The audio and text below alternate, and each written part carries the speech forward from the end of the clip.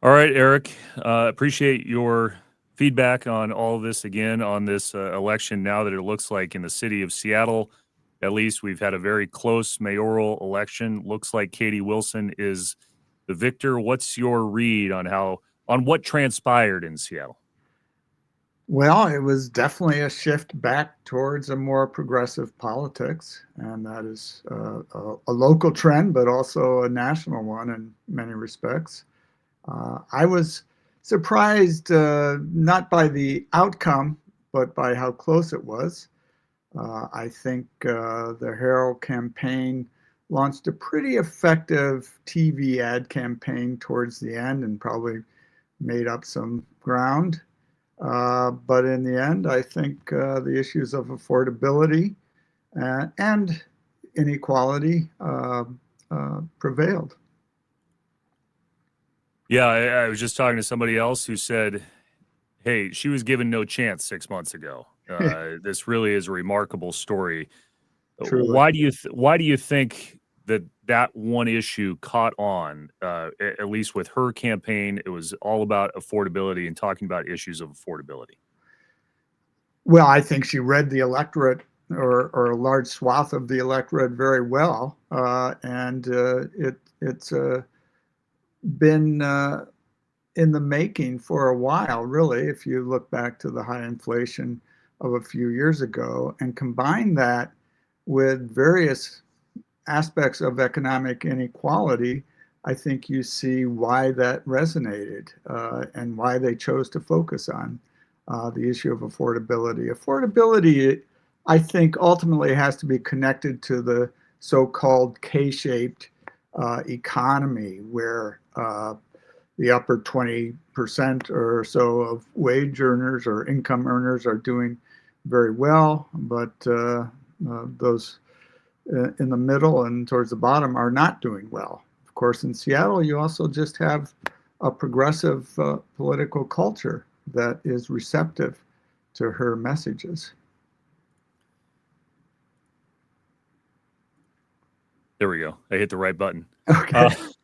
Uh, uh, so you know this that the Seattle race has been compared with the New York City race, and we've discussed in the past before the election how there could be a movement within the Democratic Party. As we now know the results in New York and Virginia and New Jersey and Seattle and other parts of the country, do you think what we have seen in Seattle is part of a larger trend? I do, but I think we need to be careful to distinguish between races in places like Seattle and New York and races, say, statewide races in Virginia and New Jersey. Um, the electorates are different. The nature of the appeal on issues of affordability is going to take on different meanings and connotations in those different contexts.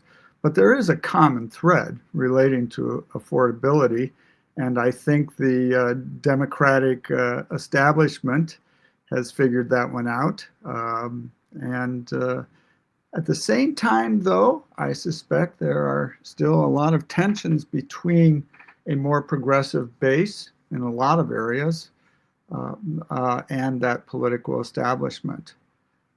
So we'll have to see how that plays out. But the issue of affordability is real, as I emphasized the last time we talked. And I would add to that the idea that affordability is tied into other issues of economic inequality, a sluggish job market, and uh, challenges facing young people in particular with respect to housing and the economy in general. I mean, you've looked at campaigns before, and I think there's going to be a postmortem here by both sides about what went right and what went wrong. Katie Wilson took the approach that she started going to precinct meetings, Democratic precinct meetings, to build a grassroots base of support. She won all the endorsements there. That turned into winning some union endorsements, and Bruce Harrell thought he had union endorsements, Right. and then all of a sudden it leads to Pramila Jayapal issuing a dual endorsement. I mean, it really was kind of a grassroots movement by definition for her to get to this point. what do you take away from how both campaigns were run? I think she ran an incredibly impressive campaign. It's kind of a socialist rags to riches story. And she was very effective in her approach, with its grassroots emphasis, its social media emphasis, and its messaging. She had it figured out.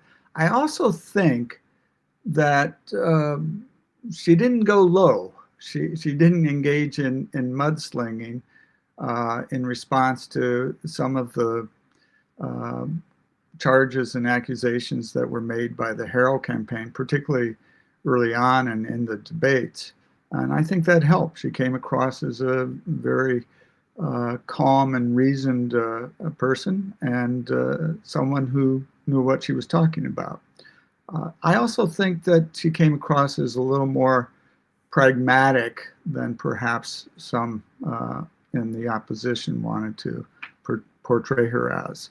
The Harrell campaign, in my view, took things for granted too much. Clearly, they didn't see this support for Wilson developing. Very few people did. That's one of the things that makes it so impressive. But I also think that they just didn't figure out a good way to address the challenges and issues that the Wilson campaign were raising. So I think they were a little too slow to respond. I think they did kind of hit their stride towards the end with some of their television ads, but it didn't work enough anyways. I'm sure it had some effect, but not enough. So my last one for you is, in King County, there's going to be a 38-year-old brand new King County executive.